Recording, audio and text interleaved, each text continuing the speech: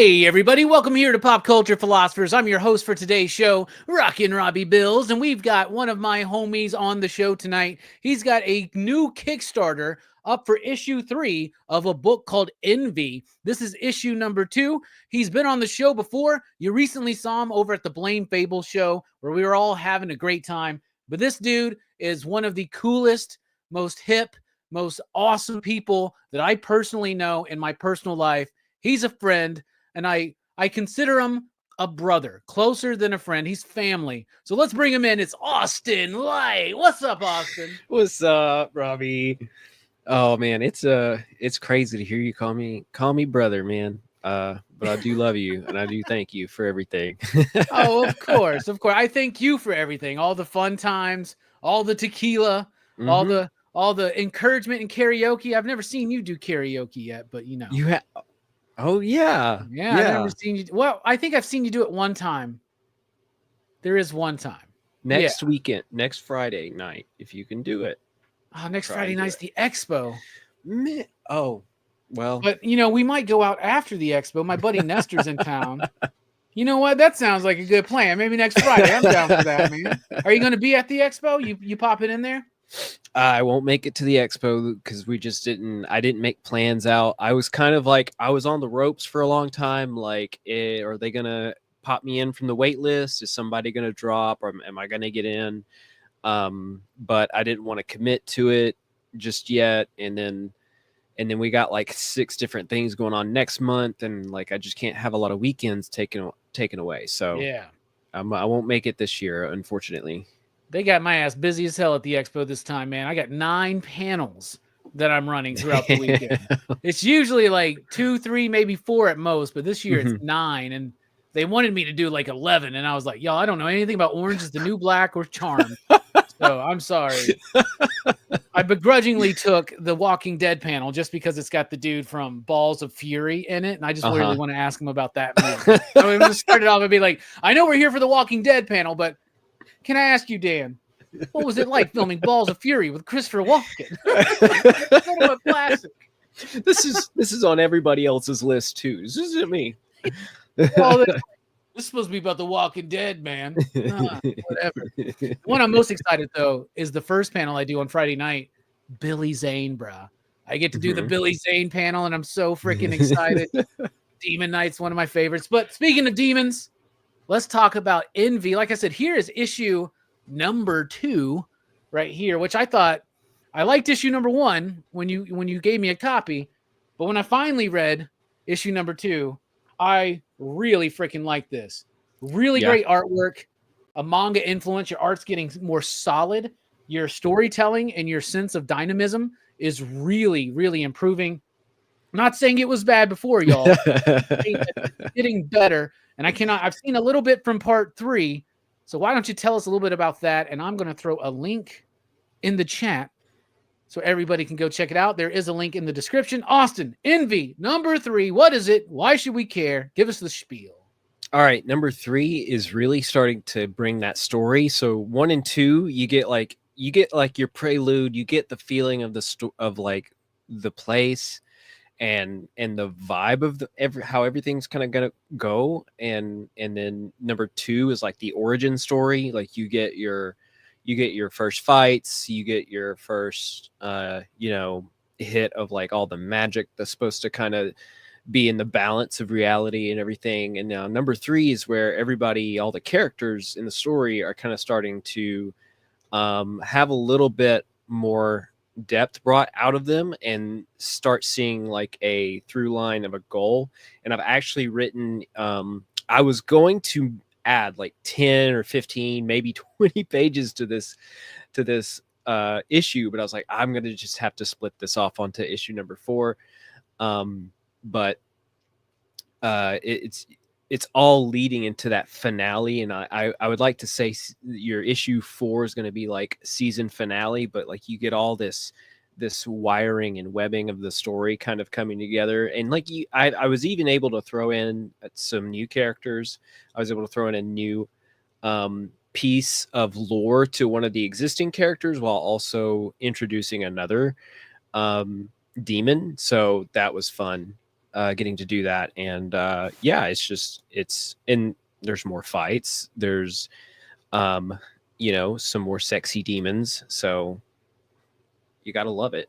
Sexy demons are always cool in my book. 100%. So how in this journey between 2 and 3, because you released 2, what was it, like last year when you did issue 2? Yeah. How do you think that you've grown? Because I think you have, but do you think you've grown not only as a person, Austin, but as an artist, as a storyteller, as a cartoonist, as a creator? Absolutely. And really, I didn't, like I was saying, this next issue is kind of going to wrap a lot of these, story beats together that have already been set up in 2 and 3.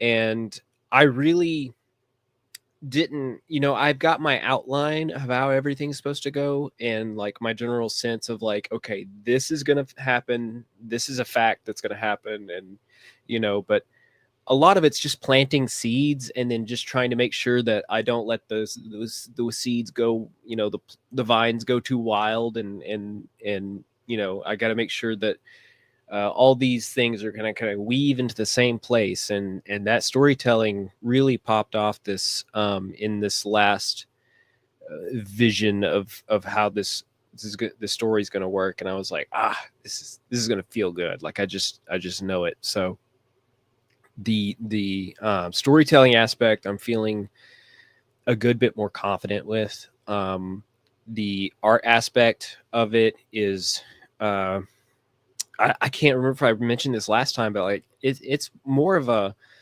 just a putting in your hours, like just each year that goes by, how much better did I get? Am I, putting, because it's kind of, it feels a little inevitable. You kind of learn how to work your style, and then take from those influences like you've given me.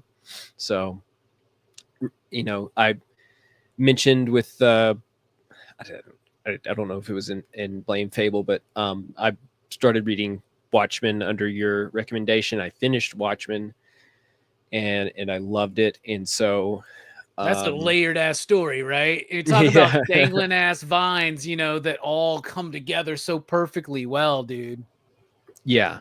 It was it's really well executed. And I think the characters just have a lot of moments with each other. Like I said, my favorite part was at the end when Ozymandias, he has already done everything. He's done everything already, but then he just has to like get some kind of validation from Dr. Manhattan, and he doesn't really get it. It doesn't really come. He's like, did I do good? And this is like, I don't know. He's like, bruh, I'm like so far removed from everything, man. Like Dr. Manhattan must seem like he's like tripping on shrooms or something at all times. That must be his perspective, man. Everything is just like, he's like, bro, what's going on? Who are you? Yeah. What's crazy is when that came out, like, so I didn't read Watchmen when it first released in like 86, 87, 88 or whatever. But I read it like in the 90s, and I remember people that were there telling me, dude, you have no idea what it was like to read a comic where the villain gives the big speech and then the heroes are like, all right, we're here to stop you. And he's like, what are you talking about? I did this shit 22 minutes ago. It's done. Right? Yeah. Like you didn't have that. Right. And that was a game-changing comic book, right? That one, Frank Miller's Dark Knight Returns, I was just recently talking to someone, I think it was David Avalone, who is doing Drawing Blood with Kevin Eastman, as well as a lot of work at Dynamite. He's got a Red Sonja Noir coming up. And he is mentioning, everybody talks about those books changing comics, but what about, the Peter Baggs? What about the Daniel Clowes? Well, I think I brought those up. But he's like, what about the Hernandez brothers, Love and Rockets? Like, what about this and that? I was like, you're right. Like, those are the two big ones everybody remembers. But in the 80s, man, even something like Ninja Turtles, like Kevin Eastman coming in with Peter Laird, changing the game, man. Like, you didn't have independent creators have control of their own destinies until stuff around the 80s, and 70s even, right? That underground independent stuff. And that's why I really appreciate what you're doing. You're doing it on your own. You're not relying on a post. You're not like like a lot of people trying to put together a portfolio and take it to cons and pitch it to editors and stuff like that. You're doing it on your own. You're doing it the right way, Austin. So I really appreciate that. What's the motivation to you to do it on your own? Just to do it on my own. I mean, that's the limitless, limitlessness of it. It's like you can't. I mean, I worked so many jobs of having somebody make me do stupid stuff that I was just like, I don't want to be told to do stupid things. I don't mind if you give me like actual work that makes sense and is efficient. But then you start being like, okay, you're so good at stuff that you finish early. Well, we got to give you like busy work now, so I just that kind of hierarchy and not having my control of like how I do things. I can finish something early in this project. Now I've got time to make another like extra to the thing that I love, so there's a lot of benefits that comes with that. I can do the story I want to do. I can set the stage I want to have the actors that I want and the costume design that I want. The script is all mine. It's just that kind of thing. So have you ever read any work from Daniel Clowes? He did, for instance, Ghost World would probably be the book you'd be most familiar with from him. I have not. Okay, so he's a cartoonist. He does his own writing, does his own illustrations, does his own coloring, does his own design work, does his own lettering, hand lettering. His work is way different than yours, right? But I think you would really like some of his stuff. So next time you show up at the shop, there may be some random stuff in your box. I think that you would really like this book called Like a Velvet Glove, Cast in Iron. It is so surreal, so weird. But Daniel Clowes to me is like he's like the epitome. He's like the perfect example of a cartoonist who does everything on his own. And you are too. I mean, you're doing all the design work. You're doing the layouts. It's a black and white book, but the cover is colored, and you colored that, right? Yeah. And you're lettering it. Now, you're not hand lettering it. Who's got time to do that? Daniel Clowes. That's why it takes him 8 years to do a book. But, look at that freaking crazy ass dynamic action that's in there. I freaking love it, dude. Because you got this like manga influence, but I'm also seeing another influence within there. You got an American comics influence, right? And I know that I shared some. I know that we discussed some stuff, and you had kind of gotten into Mike Mignola's work, right? And recently, I know I shoved Ronin in your face by Frank Miller, which I think is a misunderstood Frank Miller book. Have you read any of that yet? I'm curious. Ronin? Yeah. Yeah, I've read the first issue and a half or two into it now. So, what are you thinking? What are you thinking about Ronin? I'm enjoying the ride so far. I'm curious as to how this is going to go. Yeah. But yeah, like I'm enjoying the art and the pacing and everything is really good. So very Samurai Jack in it. Yeah. Did you notice that when you like I remember when I first watched Samurai Jack, I remember being like, this is Ronin, but a little bit different. What I love about Ronin is, so right before that book's like what, 82, 83 or something like that. A direct influence on Kevin Eastman and Peter Laird, more so Kevin Eastman, for Teenage Mutant Ninja Turtles. They stole the design and the font and everything from Frank Miller's Ronin. And it was a book that didn't do well at the time, and I think is still slightly misunderstood. I think it's one of Miller's best works. But he had just recently gotten into diving into manga, right? In particular, Lone Wolf and Cub was something that really appealed to him. And his art in this book, in Ronin, has that Eastern influence, but it also has not the American Western influence, but the European Western influence. There's a lot of Mobius in his work. So he's taking like a European style and a manga Japanese style and kind of like blending it with his already vast knowledge of American comic book storytelling, because he had just done an extensive run on Daredevil, for instance. Game changed that whole run, created Elektra, brought in Kingpin. That was just such a great run. So that's what I love about that book, is that influence, and you can kind of see it. The more you find out, the more you learn about Mobius, when you start getting into his work, you'll start seeing those ticks that are in the Miller work. So I think that it could be cool, man, because you like to blend those styles, and I think that's really cool. I think some Dan Clow's books would also really inspire you 100%. Let's talk about this Kickstarter. Why don't you run through what the Kickstarter is, what the rewards are, and I know you got some cool covers, man.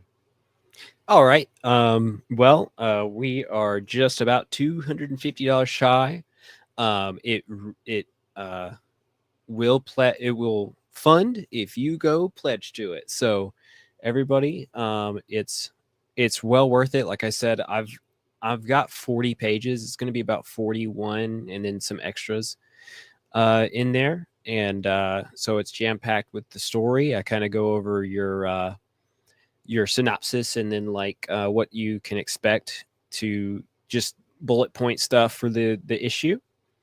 Then this is my cover, my standard cover of it. I like to have a standard made by me, so that you have the main cover being like the guts of like what's in the comic itself, aside from the color. And then I have this beautiful one of Lust, made by Jonathan McDaniel. That's a gorgeous cover, man. Yes, and I met him at the horror convention in Huntsville. So he jumped on it, was easy to work with. He had some personal issues popped up, so it put him about a week behind. But we got the cover made, and it turned out beautifully. So I'm excited that we have that complete and show everybody, and then you can kind of scroll down to get into the actual meat of the comic, like what is in it and what to expect in the quality. So I just go through here, and Katie from the K-pop junkie, the Kicking It with K-pop channel, she really enjoyed this page where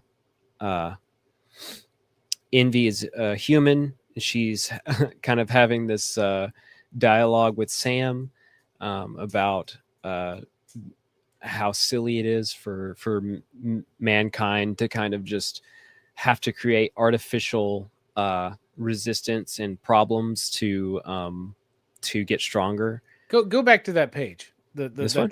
What I love about it is you're doing the standard 9-panel grid, but you got a broken panel at the bottom left there.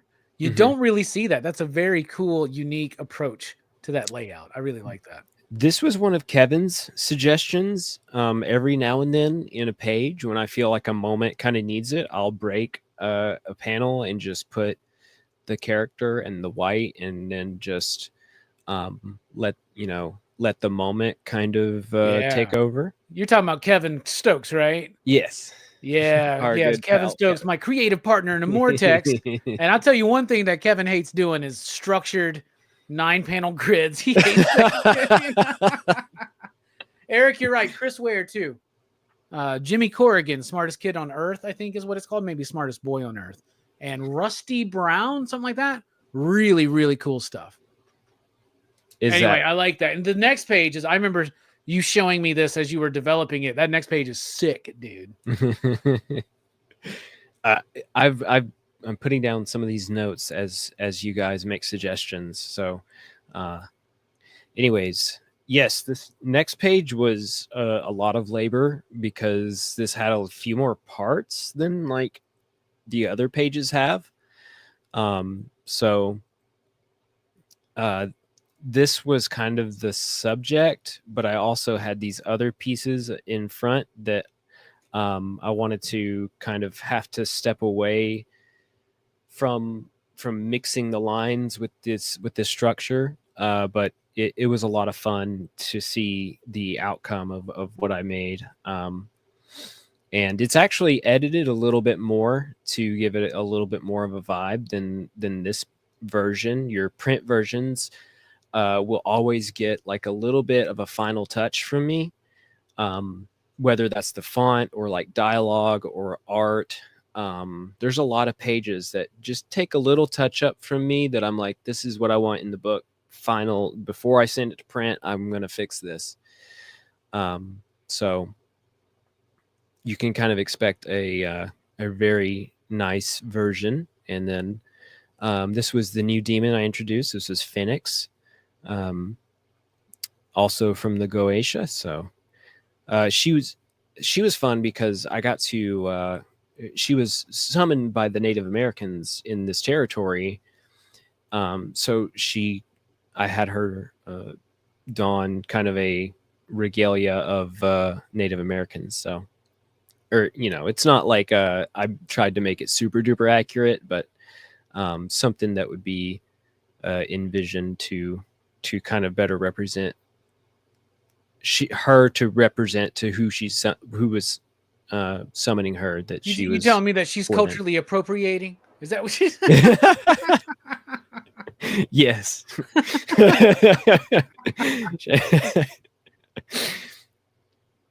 But yeah, when the demons get summoned, I kind of just, if they're not kind of a general person, they have kind of a heavy culture background. Like Paimon's going to be Egyptian. He's going to have a lot of Egyptian symbology and regalia going on. These are the variant covers, all of them, from the first to the latest. This is what you get in the King package. So I will go over that soon. These are the stretch goals. At 1,000, we would be getting a glow-in-the-dark sticker of the baptism of Belial. And then that sounds like a really good like death metal album, doesn't it? Baptism of Belial. And then we are at 1,250 getting the Pandemonium Gem Starter Pack. This is a digital version, and it's just, I'll be going over like very basic stuff for if you've never done gym stuff. It's important that you know how to do a hip hinge and how to control your like shoulder girdle, like when you're doing presses and push-ups and things like that. So I kind of go over that, and it's pulled from the comic itself, as ENVY got a job at the Pandemonium Gym in the comic world. So that was fun to play off of. And then at 1,500, you get the first 8 pages digital of my Bigfoot Western manga style kind of thing that I'm second project I'm working on. So this is a preview, so the first page.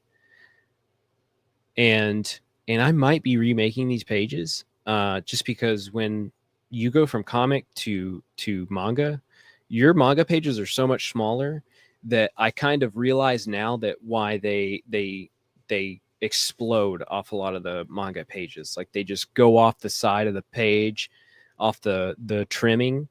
There's most of the ones that I read, there's usually not like a very fine structure to them. And I think that just has to do with how small they are. It's hard to keep a structure. They do like less contained. panels, right? They're breaking those panels. They're doing like 3 panels per page. And one thing I love about manga is like even something that's kind of dense like Akira, you fly through it. You're just going through it, right? And a lot of American comics, people think that's a bad thing to fly through a comic because they're like, I paid $5 for this like 22-page comic and I read it in like 30 seconds, right? And I understand that, but you know, $10-15 for a manga and it takes you like 30 minutes to fly through it, you feel a little bit more into it, but it has that energy that's just that constant page turn, right? Yeah. Their panel structure, like I said, it's all over the place. I'm looking at just the different ones that I've gone through with Attack on Titan, Claymore, and the One Punch Man. Like all of those, they just it's never the same thing on each page. Last stretch goal is 1,750 with the Fritz pinup. You'll get a digital high res NSFW version, and that's just opt in, opt out. If you don't want any naked people sent to you, you just say no thanks. And then we got the lovely quotes from Gary B and from Pocan Joe, as well as a review from my friend Michael, and then a little bit about me. And I gave Robbie a shout out here. Aww. So how cute. That's awesome. Thank you so much for that. I like attention, so that's good. Absolutely. And the rewards go from the digital version, just $6. Your signed physical version with the PDF is $10 plus shipping. Then you have like a digital catch-up. So if you just want all of them digital, that's $15, and it just keeps going up from there. You get all the next one up is the physical with all of the PDFs. Then you got your variant cover by Jonathan. These are exclusive. I only ever print 40 of the variant covers, and so they go for a little bit more. And I sell them for $35 at the desk. You get this one for $30 on here, plus all the PDFs. It's a good deal. All these tiers are just a little bit of a discount, like a 10 to 20% discount. And then the Marquise is a full physical catch-up and the PDF catch-up, and your King reward would be all the variant covers. So highly recommend getting those. It's beautiful art by Adam and Jonathan. So as well as my very rare variant cover here, this orange one. Yeah. But that's the you got the Kickstarter. catch-up packs too. That's important, right? Because if they missed out on 1 and 2, they still got the chance to get 1 and 2 along with 3, physically or digitally, right? Absolutely. So I love talking about it, but there's only so much that I can say, but it's worth. I know it's worth checking out, and I know it's worth pledging to. So you won't be disappointed. Heck yeah, y'all. I guarantee you will not be disappointed. Austin's been killing it on this. I threw the link up in the chat again, so definitely check it out. What else did I want to bring up real quick? Because everybody should go check this out. Obviously, we want to get this funded. That would be a big deal to me. Mm-hmm. In this book. All right. So we were at a party, I think in early December or something. And it was a fun moment because like you would think it'd be the opposite, but like all the women were like, we had segregated ourselves by gender, right? And all the women are over there. Like, I don't remember what they were talking about, but they were talking about silly shit, right? But all the dudes are at this table. We're talking about some deep ass spiritual, like esoteric, philosophical shit, right? We're diving deep. And I remember we all started mentioning Esoterica, the YouTube channel. And I was surprised. I was like, man, I didn't know if anybody I ever would come across in my life watch this same channel. You put a lot of research into the demonology that's in the book. Do you not? What's your process with that? You're using data pages. You're like pulling a Jonathan Hickman here, and you're giving us data pages and stuff like that. And it does not interrupt the flow of the story. It adds dimension to the lore, right? Mm-hmm. And it grounds it in some sense of reality. So I really like that. What inspired you to do like the data pages? What inspired you to do the amount of intense research that you're doing? Well, when it comes to lore, I find some of those things to be important. And if it's important, I think it should get a page. And Attack on Titan, for me, they did that. Like in like an anime that you watch, you get a cut, like just a image cut, and then it's like the commercial break, and then you get like an image and it comes back. For Attack on Titan, they did infographics. They did like, okay, here's how the wall looks, and then here's how the Titans look as they go down in like category of them. Here's how the ODM gear works. This is how the nitrogen goes through the machine and it propels them forward. It's none of the crap that you want to like hear about in the anime, but if you're curious, you can go read about it, you know? So that's kind of what I'm doing with these pages. They're just pieces that are used in the comic itself, play a part and describe things like the I love the veil because I can use that so well. I got to use it in issue number 2 when Lust got Fritz and Gaz behind the veil.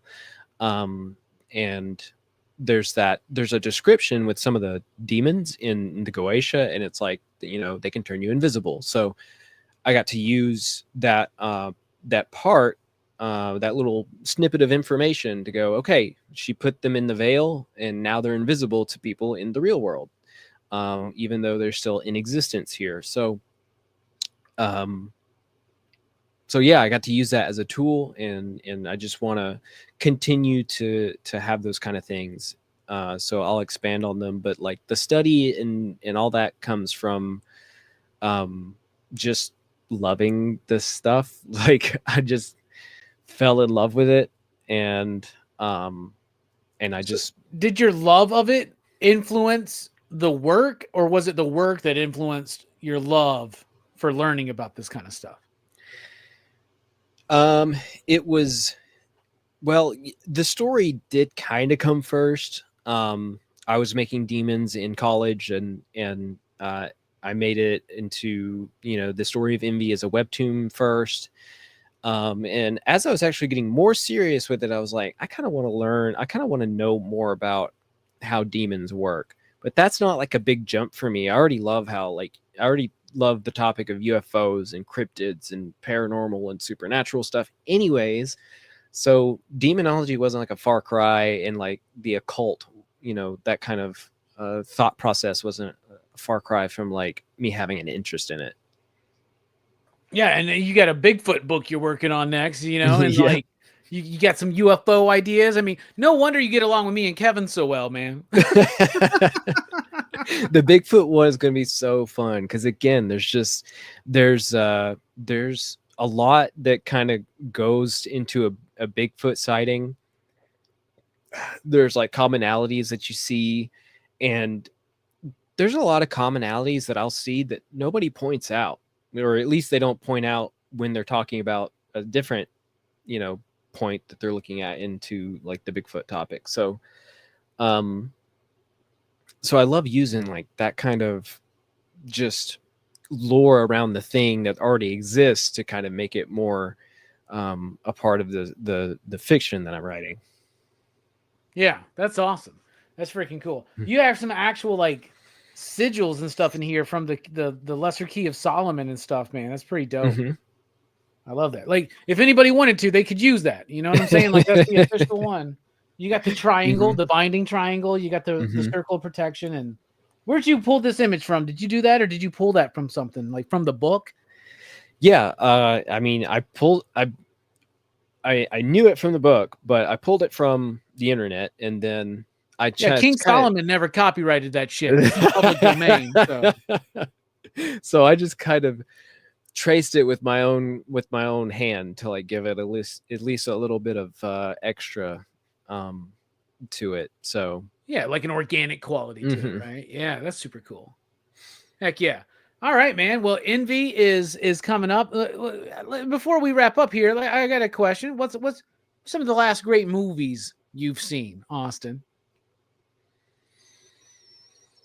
Dang. I want to say The Passenger was real good. Oh, I don't know if I've seen that. I don't even know if I know what that one is. That one I think is relatively indie. Oh, it's got the dude from Smile in it. All right. Mm-hmm. Oh, I hadn't even heard of this one. It's good? It's a good movie? Yes. I love it.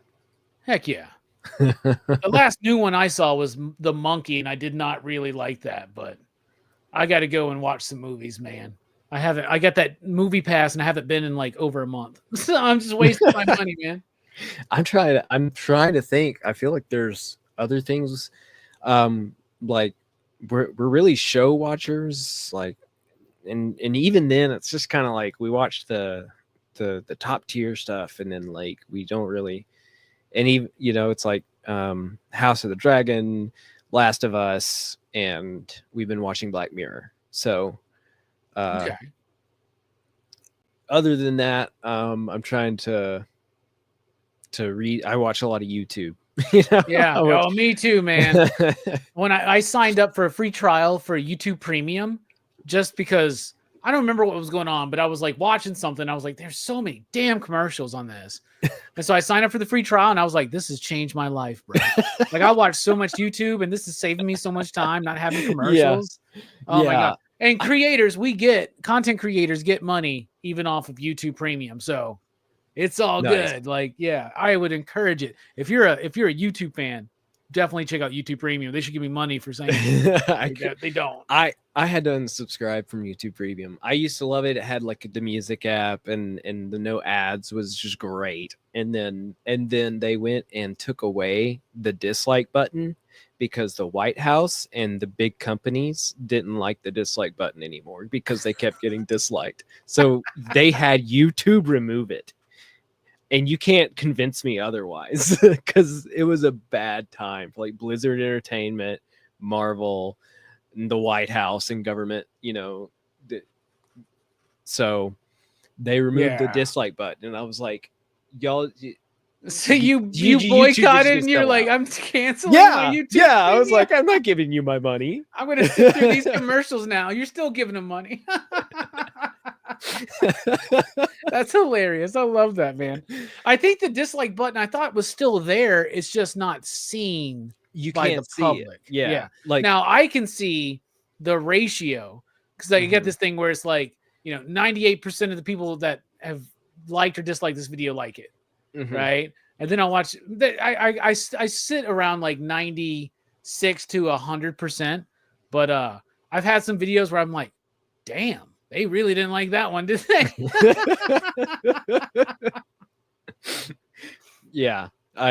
Fable says never watch Fateful Findings. You probably might have already watched it, man. Our buddy Clayton makes everybody watch some Neil Breen. That's how I first watched it. I haven't seen it. I don't think I've seen it. It is. Well, here's the thing, Fable. And this is the movie we're covering on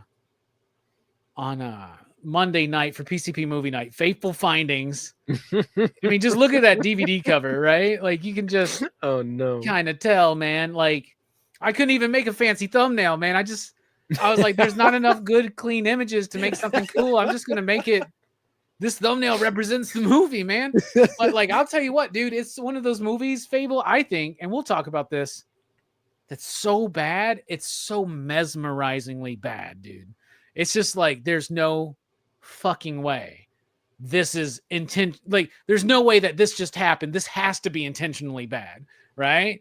Like, I don't know though, but man, Clayton loves some bad movies. I'll tell you that. He loves all those damn Thumb movies. He loves Kung Pao. He loves fucking all the Neil Breen movies. I'm surprised. Just mention it to him, man. He's going to show you some Neil Breen, bro. Trust me, man. Yeah. It's his life mission. And then it's our mission to pass that along to other people. It's like Smile. You've seen Smile, right? So we're just like passing it along to other people. Because if like Fable, if I didn't have you watch Fateful Findings, something terrible probably would have happened to me. Like, Neil Breen would have showed up in my fucking bedroom in the middle of the fucking night. You got to check it out. It's so fun. All right. It's so bad. It's stupid. It's like, okay, just no JK, watch it and we can have a laugh on Monday. Yeah. Good to see you here, Fable. By the way, Fable. Yeah, Station. He's station to Fable. Fable's okay. He's kind of thank you for everybody for showing up. He's all right. I wanted to just share my screen real quick. Oh yeah. So if you go to AmericanDemonComics.com, my header image will link you over to the Kickstarter. As well, if you just have you want to do me a huge favor and just you can't support the Kickstarter, but you want to do me a favor, you can sign up for the email listing right here at the top. As well, if you want to take a look at the story, you can look at it on your desktop as full pages. And then on the phone, it scrolls. Oh, very cool.